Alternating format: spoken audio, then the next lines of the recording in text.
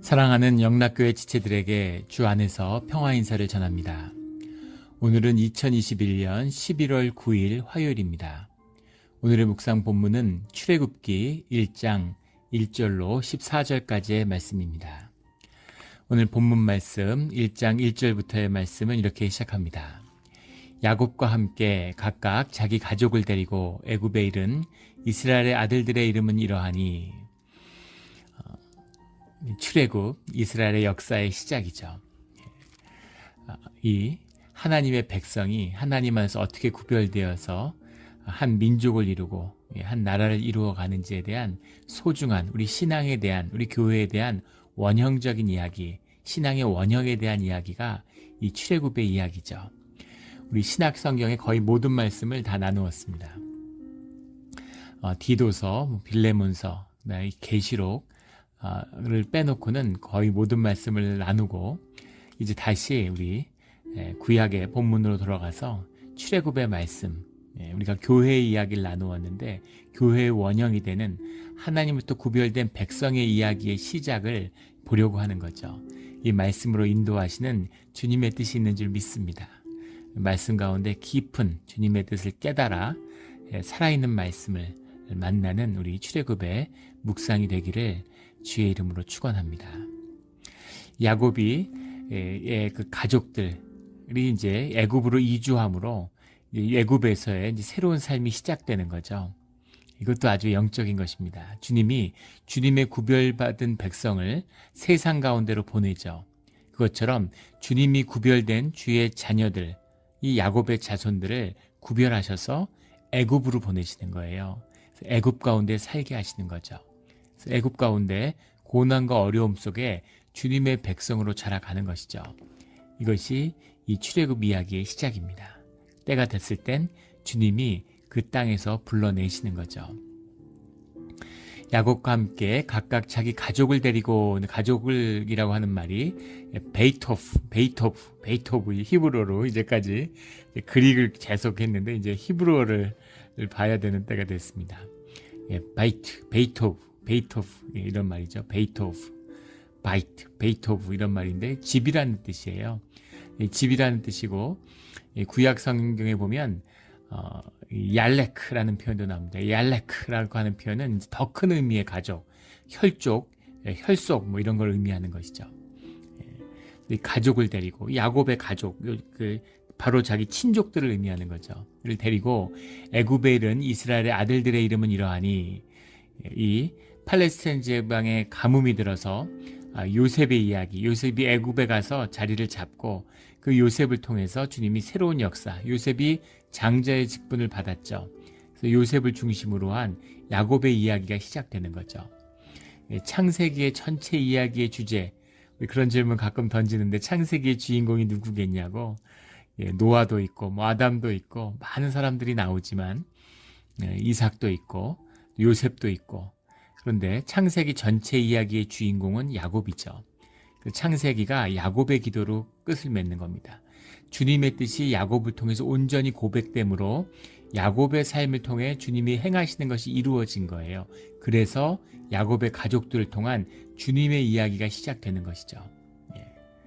그 이야기의 시작, 그리고 창세기가 가족의 이야기로 끝을 맺는데 가족이 구원받는 그 가족을 통해서 주님이 이제 민족의 이야기를 시작하시는 거죠. 이것을 풀어낸 것이 요셉의 이야기죠. 창세기의 깊은 것도 아주 깊은 말씀들이 있지만 출애굽을 통해서 하나님의 더 깊은 뜻이 펼쳐지는 것입니다. 그 아들들의 이름이라고 하는 것이 유대인들에게 굉장히 소중한 것이죠. 단순한 이름이 아니라 어느 민족 동서고금을 막론하고 이름을 소중히 여기지만 유대인들에게 이름이라는 건 더더욱 의미가 큰 것입니다. 쉐모트라는 말인데, 쉐모트라는 것이 구별하다, 지명하다 이런 뜻이에요. 주님 안에서 지명을 받은 것입니다. 주님 안에서 구별을 받았다, 주님의 콜링을 받은 것, 이것이 이름이죠. 그래서 이름의 의미는 그 삶의 의미하고 통한다고 보는 거죠. 주님의 이름, 이거 말할 수 없는 것이죠. 그 이름을 붙들기 때문에 삶의 중요한 전환, 새로운 삶의 가능성이 열릴 때 이름을 바꾸는 것을 우리가 성경에서도 곳곳에 볼 수 있습니다. 그래서 이름이 삶의 의미를 내포하고 있기 때문인 거죠. 그래서 그 이름은 이러하니 2절에 보면 루벤과 시므온과 레위와 유다와 3절에 이사갈과 스불론과 베냐민과 루벤, 시므온, 레위, 유다, 이사갈, 스불론은 모두 레아의 자식들이죠. 첫 번째 결혼했던 레아의 자식들이고 베냐민과 요셉이 라헬 둘은 자매죠. 야곱이 사랑했던 부인 라헬의 자식들 베냐민과 요셉이 있고 4절에 단과 납달리와 갓과 아셀이요 단과 납달리는 여종 비라와의 소생이고 갓과 아셀은 실바와의 이제 소생이죠. 갓과 아셀. 5절에 야곱의 허리에서 나온 사람이 모두 70이요 요셉은 애굽에 있었더라. 허리에서 나온 사람이라고 해석했는데 네페시라는 게 영이죠. 예. 영이라는 말인데 네페시, 영혼, 심령 이런 말입니다. 근데 이 네페시를 사람의 인격으로 이해하는 것이 또 히브리의 특징이죠. 영혼이 사람의 본질이기 때문에 영을 사람의 인격으로 보는 거예요. 그래서 네페시가 곧 사람인 겁니다. 네페시가 없는, 네페시가 죽어있는 것, 너희가 정령 죽으리라, 너희가 선악과를 먹으면 정령 죽으리라 하는 것이 네페시가 죽는 거죠.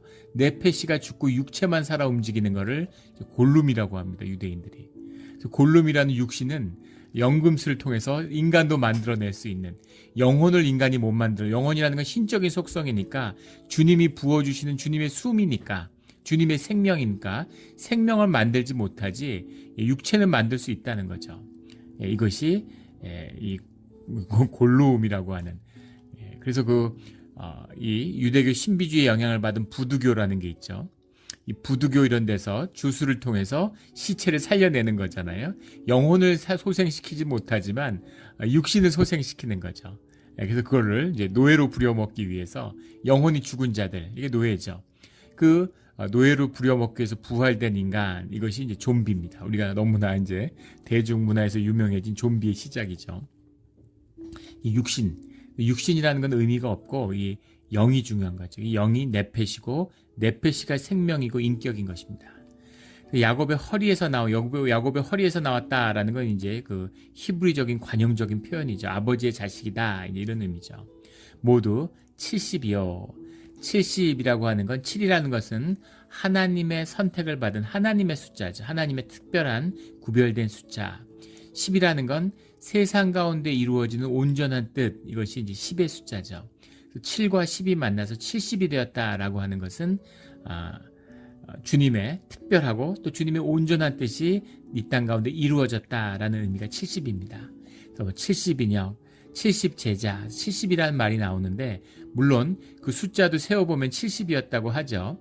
아들만 68명, 딸 둘, 그래서 70인데 그런데 이것이 꼭 무슨 머릿수를 의미하는 것이 아니라 하나님의 뜻이 온전히 이루어진 12제자 이런 것처럼 그 의미가 담겨 있는 거죠. 모두 70이요 요셉은 애굽에 있었더라. 6절에 요셉과 그의 모든 형제와 그 시대의 사람은 다 죽었고 7절에 이스라엘 자손은 생육하고 불어나 번성하여 매우 강하여 온 땅에 가득하게 되었더라. 그래서 온 땅이라고 했는데 창세기 47장에 보면 유대인들, 히브리인들이 정착해서 살던 땅은 고센 땅이죠. 고센 땅에 살게 되었는데 아마 그 숫자가 너무 많아지니까 고센 땅에 많은 인구가 살 수 없으니까 아마 애굽 전역으로 퍼져 나갔겠죠. 이것이 생육의 비밀입니다. 주님의 은혜가 함께하기 때문에 생명력이 강하니까 그 자손들이 불어나는 거죠. 그 애굽을 나올 때 그 이스라엘의 숫자가 60만이었다고 하죠. 남자만 60만이니까 아이하고 이제 부인까지 하면 200만 이렇게 정도 됐을 것으로 추정합니다. 아이들이나 전쟁을 위해서 계수를 하는 거기 때문에 징집을 위해서 이제 보통 여자나 아이들은 그 계수를 하지 않죠. 남자를 중심으로 계수를 하는 것인데 그 계수의 단위가 60만이다. 실제 200만이다. 70명이 들어가서 430년 만에 200만이 될 수 있느냐? 이것에 대한 이제 그 역사학자들이나 인류학자들의 논란이 많이 있습니다. 그래서 그 60만이라는 건 상징적인 의미지 실제 그렇게 많을 수가 있었겠느냐. 뭐 이렇게 얘기하는 사람도 있고, 남자 5천 명 다 합쳐도 2만 명이 안 넘었을 것이다. 뭐 이렇게 말하는 학자들도 있습니다. 그런데 사실은 70명이 200만이 되는 것이 430년 동안 아무것도 아니에요. 왜냐하면 40년마다 두 배로 33년마다 70명이 33년마다 두 배로 늘어나면 그러면 이 배수로 늘어난다는 게 얼마나 무서운 건지 보여주는 거죠. 그러면 400년이 지나면 200만으로 불어난다고 하죠. 인구 조사를 하고 실제 계산을 해보면 그렇습니다. 33년에 두 배로 늘어나면 그러면 200만이 되는 거죠.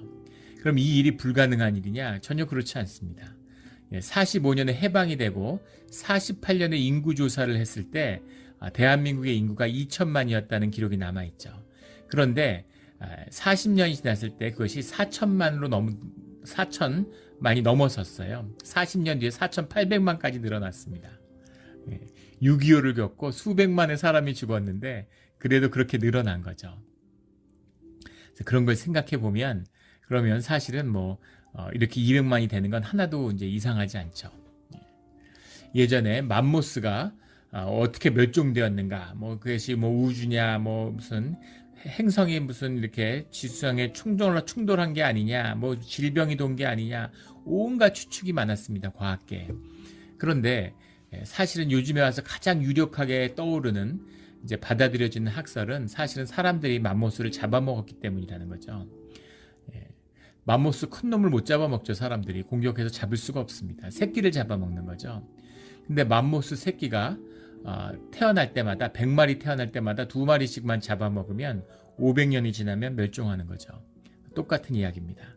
그래서 70명이 200만이 됐다는 건 놀라울 게 없어요. 근데 문제는 400년 동안 지속적으로 늘어났다는 거죠. 전쟁도 없고 아주 비옥한 땅에서 이 나일강의 하류에 있는 그 곡창지대, 그 비옥한 땅에서 인구가 막 늘어나는 거죠. 먹을 게 많고 살기가 좋다고 늘어나는 게 아니라 생명력이 왕성하기 때문입니다. 지금 대한민국의 출생률이 역사상 유례가 없는 전 세계에서 최저죠. 두 사람이 만나서 애 둘을 낳아야 인구가 유지되는 거잖아요. 출생률이 2는 돼야, 2는 또 사람이 이제 자라다가 죽고 이런 사람이 있으니까 사실은 한 2.1, 2.2 정도 돼야 인구가 유지되는데 지금 대한민국의 출생률이 0.6입니다. 믿어지지 않는 숫자. 이대로 가면 한민족은 사라진다고 그러죠. 북한이 있으니까 사라지지 않을지도 모르지만 대한민국은 소멸한다 이런 이야기들을 하죠.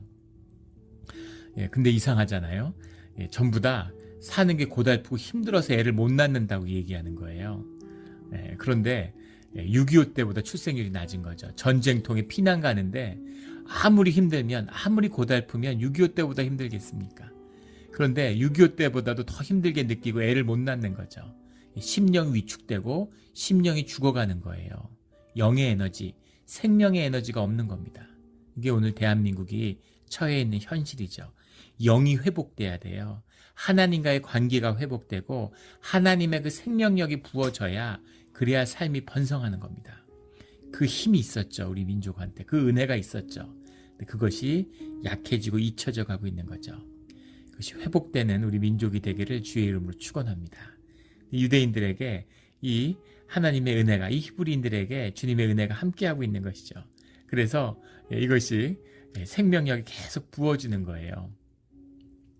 거기다 사실은 33년 만에 2배가 되는 게 유대인들에겐, 히브리인들에겐 문제도 아니었을 거예요. 왜냐하면 지금은 아이들을 지금 한국의 결혼 연령, 평균 연령이 35.6세인가 36세 결혼하는 겁니다. 저희 조카애도 내년에 결혼을 하는데 36세예요. 결혼을 하는데, 그런데 친구 중에서 제일 빨리 결혼을 하는 거라 그러더라고요. 30대 중에 절반만 결혼하고 절반은 결혼을 안 하고, 결혼한 절반이 3년 안에 이혼을 하고, 그 남아서 결혼을 유지하는 사람의 절반이 애를 안 낳는다는 거죠. 참 비극적인 이야기죠. 근데 유대인들을, 히브리인들은 10대 초반에 애를 낳습니다. 13세면 어른이 되고 10대 중반이면 다 애를 낳아요. 그러니까 인구가 급격하게 불어나는 거죠. 지금 미국에서 멕시칸의 인구가 점점 늘어나서 이대로 가면 한 세대가 지나면 미국 전체 인구의 절반을 멕시칸들이 차지할 거라고 그러죠. 그래서 멕시칸들의 이 입김이 히스패닉의 입김이 점점 더 강해지고 있어요. 이것은 난민이나 인구 유입을 제외하고 미국의 안에 있는 히스패닉의 출생률 때문이라는 거죠. 일찍 아이를 낳고 또 많이 나니까 급격히 인구가 늘어나고 있습니다. 미국 자체가 근본적인 구조적인 재편을 맞고 있는 것이다. 미국의 왜 인종 갈등이 그렇게 심해지느냐? 80년대 캘리포니아가 겪었던 것을 지금 21세기에 미국 전체가 경험하는 거다. 이렇게 인류학자들이 이야기하죠. 그런 것처럼 이 생명력이 왕성한 이 히브리인들 가운데 인구가 이제 번성하고 폭발적으로 들어간 겁니다. 인구가 많아지는 거죠. 그런데 8절에 보면 요셉을 알지 못하는 새 왕이 일어나 애굽을 다스리더니, 요셉을 알지 못한다. 요셉이라는 건 애굽 역사의 영웅이죠. 애굽 민족을 구해낸, 알지 못하는 이런 안다라는 게 이제 야다라는 말입니다. 이것이 굉장히 이제 신앙적으로도 구약에서 중요한 말인데, 몸으로 깨달아 아는 거예요. 지식적으로는 알게, 머리로는 아는 거죠. 요셉의 이름을 왜 모르겠어요. 근데 그 사람이 정말 누군지, 어떤 사람인지 모르는 거죠. 그 깊은 의미를 깨달아 알지 못하는 것이죠. 성경을 종교학자들이 다 읽습니다. 저도 성경을 크리스찬이 되기 전에 몇 번 읽어봤어요. 근데 성경의 뜻을 정말 하나도 몰랐구나. 한 줄도 모르는 거죠. 주님을 영접하고 주님의 뜻 안 가운데서 말씀을 만나게 될 때, 아, 이게 성경이구나, 이게 말씀이었구나 라는 걸 알게 되는 거죠. 그것이 바로 야다, 안다는 겁니다. 요셉을 역사적으로 알았겠죠. 요셉이란 인물이 있고 요셉이 무슨 일을 하는지 알았겠죠. 하지만 요셉이 진짜 누군지, 그 의미가 무엇인지를 깨달지 못하는 그런 새 왕이 일어나서 애굽을 다스리게 되었다라는 겁니다. 그러니까 요셉의 후손들인 히브리인들의 의미, 그들을 맡긴 의미를 알지 못하는 왕인 거죠. 히브리인들이 우습게 보이고 그들을 억압하는 왕이 일어났다라는 겁니다. 근데 새 왕이라고 번역을 했는데, 새 왕이라는 말이 이제 멜렉 하다시라는 말입니다. 멜렉라는 게 왕이죠. 하다시라는 게 이방인이라는 뜻이에요. 그 70인역이라고 하는 그리스로 쓰여진 구약 성경이 있는데 거기 보면 헤테로스라고 번역을 했습니다. 이방왕이 일어났다, 이런 말이죠. 이방왕이 일어났다라는 이 말의 새 왕을 역사학자들은 힉소스 왕조라고 하는 그 15왕조, 애굽의 왕조가 많은데 역사가 기니까 15, 16, 17왕조가 힉소스 왕조죠. 그리고 18왕조, 19, 20왕조로 가는 것, 이걸 이제 신왕국이라고 그러고 17왕조까지를 중왕국이라고 해서 구별을 합니다. 18왕조에서 구별이 되는 이유는 새로운 왕조이기 때문이죠. 힉소스 왕조가 무너지고 새 왕조가 들어섰기 때문인데, 이 18왕조의 시작이 이때였다고 보는 겁니다. 18왕조는 첫 번째 왕인 아흐모세 1세가 그 첫 번째 왕인데, 그 다음에 이 새 왕, 여기서 구체적으로 지적하는 이 왕이 누군가에 대해서는 2대 왕인 아멘호텝 1세라고 하는 왕이든가, 또는 3대 왕인 투투모스 1세 왕일 것이다, 이렇게 의견이 엇갈려요. 그런데 투투모스 1세 왕이었을 것이다 라고 보는 견해가 더 유력한 견해입니다. 근데 그 왕이 애굽을 다스리게 되는데, 이 힉소스 왕조라고 하는 것은 또 다른 사실 역사적 배경이 있죠. 힉소스 왕조는 시리아에서 내려온, 아시아에서 이동해온 민족입니다. 그 왕조가 이 나일강의 하류의 자리를 잡고 상류로 가면서 애굽을 이제 정복해낸 그런 왕조예요. 근데 그게 무슨 의미냐면은, 우리 너무나 잘 알듯이 메소포타미아 문화의 영향권 아래에 있었던 사람들이 들어온 그런 민족이었다는 겁니다. 이방 민족이죠. 그런데 우리 야곱의 조상 아브라함이 메소포타미아 지역에서 왔잖아요. 그러니까 사실은 팔레스타인 지역의 사람들과 이 힉소스 왕조의 사람들은 혈통적으로나 문화적으로나 같은 부류에 속한 사람들이었다는 거죠. 그래서 사실은 힉소스도 이방 민족이었고, 그 다음에 야곱의 후손 히브리인들도 팔레스타인 지역에서 온 이방 민족이기 때문에 다 이방 민족이고, 그리고 같이 사실 뿌리가 같죠. 히브리인들이 스스로를 구별할 뿐이지 사실은 문화적으로나 뭐 언어적으로나 같은 뿌리에 있는 사람들입니다. 예. 그러니까 사실은 그 우호적이었겠죠. 그리고 별 문제가 없고 문화적으로도 흡사해서 친밀감이 있었겠죠. 그런데 18왕조가 회복된 다음에 18왕조가 쓴 다음부터는 사실은 이 이민족에 대한 이질감, 탄압 이런 것들이 시작되었다라고 충분히 짐작해 볼 수 있겠죠. 이것이 역사적 배경입니다. 그러나 그 역사의 더 중심부에는 이제 히브리인들을 새롭게 구별해 내려고 하는 히브리 민족이 한 민족을 이루어서 하나님이 구별해서 불러내려고 하는 하나님의 뜻이 시작되고 있는 그 섭리 가운데 있는 것이죠. 하나님께 쓰임을 받고 있는 겁니다. 18왕조도 그런 거죠. 9절에 그가 백성에게 이르되 이 백성 이스라엘 자손이 우리보다 많고 강하도다. 근데 10절에 보면 더 많게 되면 이렇게 얘기하는 걸로 봐서 아직 더 많은 것은 아니죠. 학자들의 견해에 의하면 이제 출애굽할 당시에 애굽의 인구가 한 400만 정도 되고 출애굽하는 인구가 한 200만 됐으니까 3명 중에 1명이 이 히브리 사람들이니까 애굽 사람들이 느끼는 위협이 굉장히 컸겠죠. 거기다가 이방 민족의 침입이 있는데 이 히브리 사람들이 팔레스타인 지역에서 온 사람들인데 그 당시에 이제 외세 공격이라고 하는 건 물론 후대에 시피플이라고 하는 바다에서 온 새로운 이런 그 이방 민족에게 애굽이 공격을 받고 점령되기도 하지만 주로 이제 메소포타미아 지역에서의 위협이죠.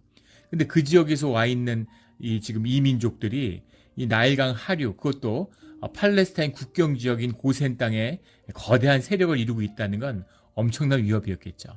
이들이 메소포타미아 지역 자기 고향 사람들하고 결탁하면 왕조가 위험하다고 느끼는 것 당연히 합리적인 의심이고 그런 위협이 됐을 겁니다. 그리고 이 세력이 너무 커지니까 이제 두렵고 이제 걱정이 되는 거죠. 지금 그 대한민국 인구가 5,100만 정도 되는데 외국인들이 한 250만 정도 들어와 살고 있다고 해요. 그리고 지금 대한민국 인구의 한 5% 정도가 다민족, 이제 다문화 가정. 대개는 내 아버지가 한국 사람이고 엄마가 이제 외국 사람인 경우 그렇게 결혼해서 태어난 자녀들이라고 합니다. 그래서 뭐 국군에 있는 그 복무 규정에도 우리는 단일 민족이다라고 하는 게 이제 삭제됐다 그러죠. 더 이상 단일 민족은 아니다 이렇게 보는 겁니다. 뭐 그 전에 그런 그 다문화 가정이 아니어도 단일 민족이라는 건 말도 안 되는 소리죠. 그런데 그 다문화 가정이 불과 5%가 안 되는데 한국 사회가 뿌리채 지금 굉장한 그 여러 가지 갈등과 문화적인 그런 요소들을 겪고 있는 거예요. 그런 뭐 그 시골 같은 데 가면 그 학교에 학생들이 다 사라지고 있죠. 대부분 다문화 가정 아이들이 농촌에 시집 온 가정이니까 시골에 가면은 평균으로는 5가정 중에 1가정인데 실제 학교에서 학생들이 10명이면 8명, 7, 8명이 다문화 가정 아이라는 거죠. 그래서 선생님이나 가르치는 거나 학교 전체가 교육 시스템 자체가 바뀌어야 된다. 뭐 그런 논의들을 하는 걸 들은 적이 있습니다. 그런 거죠. 하물며 인구가 3분의 1이 그렇게 된다면 어떻게 되겠어요? 5천만인데 250만이 아니라 한국에 2,500만이 외국 사람이다. 그러면 근본적으로 사회가 완전히 바뀌는 거죠. 애굽이 어떤 변화 가운데 있었을까라는 것을 볼 수 있는 겁니다. 이 히브리인이 주님이 그래도 은혜 가운데 함께 붙들어 주시는 민족이 돼서 로마 시대 기록을 보면 로마가 전 세계를 동방을 제외한 그 당시에 서방의 모든 세계를 합친 통일지역 북아프리카부터 유럽, 브리타니카부터 팔레스타인 지역을 통할하는 엄청난 규모였는데 그 전체 인구의 10%가 유대인이었다고 하죠. 그러니까 유대인들이 이제 굉장한 생명력을 가진 민족이었다라는 것을 볼 수 있습니다. 그래서 그들이 너무 강하고 많다 이렇게 얘기하는 거죠. 10절에 자 우리가 그들에게 대하여 지혜롭게 하자. 우리 얼마 전에 플로리다 주지사 선거를 하는데 플로리다 주지사로 나온 사람이 이제 후보가 공화당 후보인데 출마 연설을 스페니쉬로 하더라고요. 그러니까 자기가 이제 그 플로리다에 이제 히스패닉 인구가 막강하니까 그들에게 이제 호감을 보이기 위해서 자기가 그런 친밀감을 이제 호소하고 표현하는 거죠. 예, 그런 도전을 받고 있는 거예요. 그러니까 이 애굽도 히브리인들 때문에 굉장한 도전을 받고 있다라는 겁니다. 그런데 새로 생긴 왕은 이제 지혜롭게 하자 이렇게 하는데 사실은 이제 어리석게 하는 거죠. 그들에게 대하여 지혜롭게 하자, 두렵건대, 두렵다고 이야기하는 겁니다. 그들이 더 많게 되면 전쟁이 일어날 때 우리의 대적과 합하여 우리와 싸우고 이 땅에서 나갈까 하노라. 예, 그런 근본적인 위협을 느끼고 있는 거죠. 11절에 감독들을 그들 위에 세우고 그들에게 무거운 짐을 지워 괴롭게 하여 그들에게 바로를 위하여 국고성 비돔과 라암셋을 건축하게 하니라. 예, 바로를 위하여라고 했는데 예, 이 파라오죠. 파로라는 말인데 예, 파로라고 얘기하는 그 바로입니다. 예, 바로는 애굽의 왕이지만 동시에 이제 신적인 왕이죠. 예, 신적인 왕이고 이제 라의 아들이다. 태양신 최고신 라의 아들이다. 이렇게 표현하는 것이 바로인데 바로라는 것의 문자적 의미는 큰 집입니다. 예, 왕조를 의미하는 것이고 큰 집, 예, 하우스죠. 영어에서도 뭐 하우스 오피스 이런 말 쓰죠. 예, 가족 회사, 예, 가족 유한 회사 이런 거를 이제 하우스 오피스 이렇게 하우스라고 얘기하는 것처럼 그 가족의 의미가 파로라고 하는 이 의미입니다. 그 바로를 위하여 국고성 비돔과 람셋을 건축하게 하니라. 예, 비돔, 람셋 이런 건 다 아라비아로 통하는 그 나일강 하류 지류에 있는 그런 성들이었다고 하죠. 국고성이라고 해석한 게 예, 미스캐너트 이런 말인데 창고라는 말입니다. 이 캔이라는 말, 사켄이라는 말에서 왔는데 이게 사켄이 베너핏, 그러니까 그런 이득, 세금을 쌓아놓는 것이다 이런 겁니다. 그때는 돈을 쓰는 시대가 아니죠. 세금을 곡식으로 걷어요. 그 곡식을 걷어서 건조한 땅이니까 이제 보관하면 썩지 않는 거죠.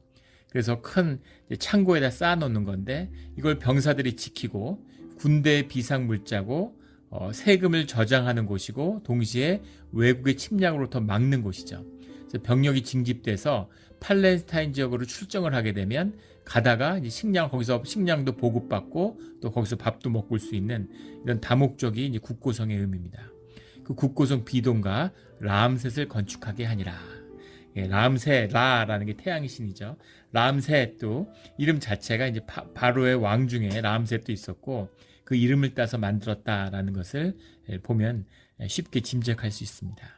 그것들을 건축하게 하는데 이제 히브리인들을 동원하는 거죠. 손님으로 왔는데 이제 노예로 삼은 거예요. 학대하고 그들을 감독하고 조직화해서 공출해가지고 이렇게 노동력을 착취하는 이제 그렇게 써먹는 것이죠. 12절에 그러나 학대를 받을수록 더욱 번성하여 퍼져나가니 애굽 사람이 이스라엘 자손으로 말미암아 근심하여. 오늘의 핵심적인 말씀이죠. 학대를 받을수록 더욱 번성하여. 이 말씀이 가장 많이 나오는 것이 사도행전이죠. 교회가 자라나가는 그 과정을 할 때 핍박을 받고 학대를 받을수록 점점 더 번성하는 것. 이것이 하나님의 사람들의 특징입니다. 고난 가운데 살지만 고난을 받을수록 점점 더 성장하고 점점 더 자라나는 것이죠. 주님의 교회가 진짜 교회라면 고난과 학대와 어려움이 있을수록 교회가 점점 더 자라나는 거예요. 생명의 능력이 점점 더 넘쳐나는 겁니다. 이것이 주님이 함께 하시는 임재의 비밀이죠. 예, 세상의 고난과 어려움을 처할수록 점점 더 그런 일이 있을수록 점점 더 하나님께 의지하고 하나님의 도우심이 점점 더 간절해지고 하나님이 함께 하시니까 생명이 더욱 왕성해지고 그 고난을 다루며 이기는 힘이 점점 더 커가는 거죠. 예, 지금 뭐 코로나와 팬데믹 때문에 교회들이 다 죽을 것처럼 아우성입니다. 예, 두고 보세요. 예, 거짓 종교들 껍데기는 다 썩어서 문드러지겠지만 진짜 교회의 씨앗, 생명의 씨앗은 더 왕성하게 자라날 겁니다. 예, 진짜 교회와 믿음의 사람들의 역사가 시작되는 것이죠.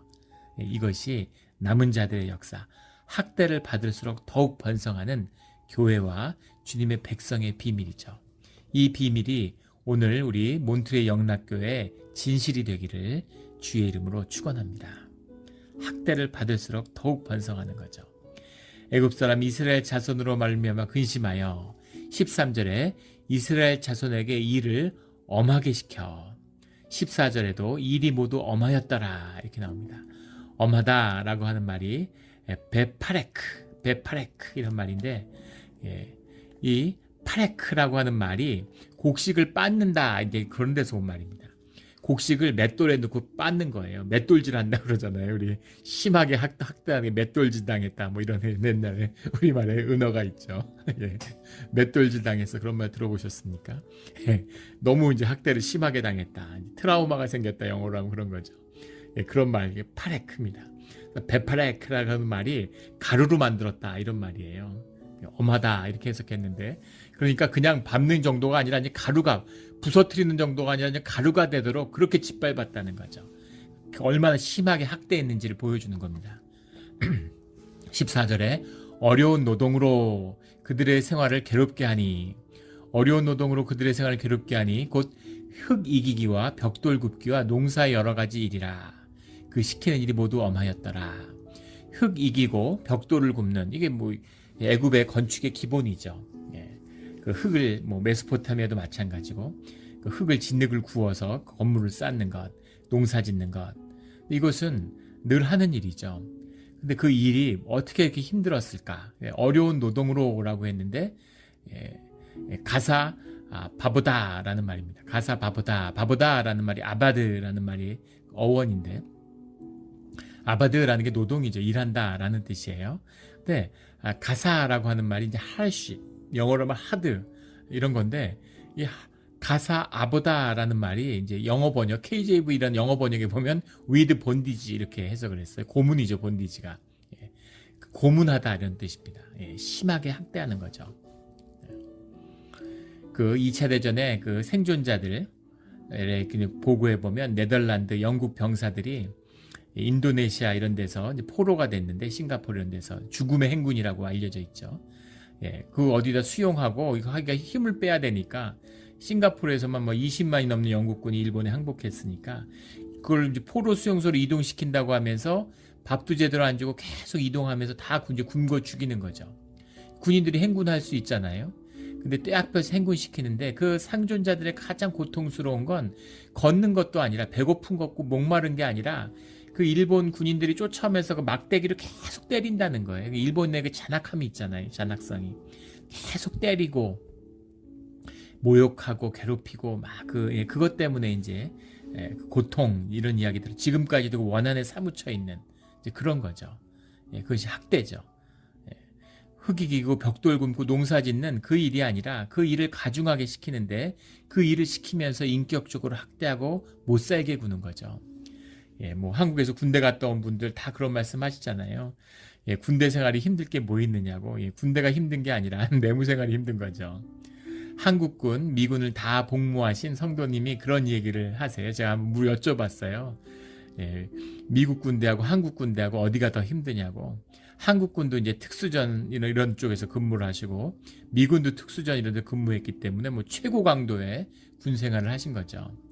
그래서 뭐가 더 힘들었느냐 이렇게 물어보고 여쭤보니까 뭐라고 대답하시냐면 미군 생활이라는 건 애들 장난 같은 거라고 이렇게 얘기하시더라고요. 훈련이 힘들 게 뭐 있냐고, 작전이 힘들 게 뭐가 있느냐고, 군인인데. 그런데 그 집에 막 퇴근해서 따뜻한 물로 샤워하고 막사해서 그 다음에 깨끗한 옷 갈아입고 푹 쉬고 자고 잘 먹고 이러면 힘들 게 뭐가 있냐는 거죠. 근데 이제 한국 군대에서는 훈련이 힘든 게 아니라 내무반 밤에 불러내고 막 인격적으로 모욕하고 욕하고 때리고 이제 이러는 그런 관계의 어려움, 그런 이제 어떤 모멸감 이런 것 때문에 고통스럽고 힘든 것이지 일이 힘들 게 뭐가 있느냐 이런 말씀을 들었던 기억이 납니다. 그런 거죠. 학대하는 것, 관계가 깨지고 틀어져서 노예로 막 학대하고 괴롭히고 이제 이런 것이 고통의 본질이었다. 우리 삶도 마찬가지죠. 일이 힘들고 삶이 힘든 것이겠습니까? 관계가 깨어지고 주님과의 관계가 깨어지면 사람들과의 관계가 깨어지는 거죠. 그 관계가 깨어지면 거기서 느끼는 고통이 가장 본질, 영이 고통스럽잖아요. 영이 하나 되고 영이 평안하고 하나 되는 것이 그 근본인데 그것이 이제 학대받고 고통받으니까 그 괴로움이 심화되는 것이죠. 그러나 더 중요한 것은 어떤 고통이 있어도 학대를 받을수록 더욱 번성했다는 것입니다. 이것이 주님이 구속함. 지금 주님을 모르죠. 지금 이 히브리인들이 야곱의 자손이라고 하지만 주님을 모릅니다. 그러나 주님이 구속하신 은혜, 야곱과의 약속, 아브라함과의 약속, 이 약속을 신실한 주님이 붙들고 그의 자녀들을 지켜보고 계시는 거죠. 이것이 우리가 세상 가운데 살아가는 삶의 모습이고 원형입니다. 이 주님의 은혜가, 이 주님의 구속이 학대를 받을수록 더욱 번성하는 이 생명의 비밀이 오늘 우리에게 피어나기를 주의 이름으로 축원합니다. 아멘. 기도드리겠습니다. 하나님 아버지 감사합니다. 주님의 은혜로 오늘 하루를 또 살아갑니다. 이 새벽에 기도로 하루를 열 수 있게 해주신 것 감사하고 우리가 삶의 많은 어려움들이 파도같이 밀려오지만 주님이 우리가 이길 수 있는, 넉넉히 이길 수 있는 고난만을 허락하셨사오니 주님 안에서, 주님께 의지해서 주님의 이름으로 승리하는 오늘 하루가 되게 하여 주시옵소서. 감사드리며 예수 그리스도의 이름으로 기도드렸습니다. 아멘.